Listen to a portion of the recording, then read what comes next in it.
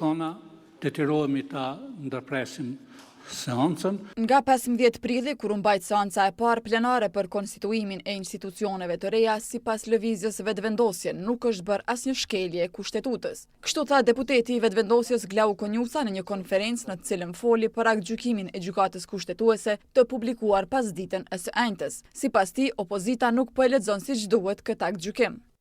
Të gjitha ata që thonë se Avni Dehari e shkeli kushtetutën përmes votimit të fshet, unë mendoj që ata janë lexues të dobët të aktgjykimit të gjykatës kushtetuese.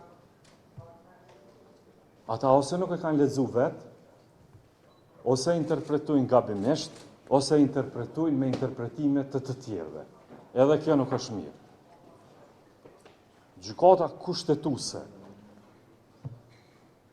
ka thënë që nuk ka kurrë klauzule eksplicite që e obligon kuvendin patjetër me shku deri në pafundësi me votim të hapur.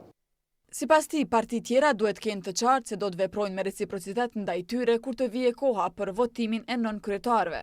Ndërkohë, kandidatja e vetëvendosjes për kryetare të kuvendit Albulena Haxhiu e dha një premtim.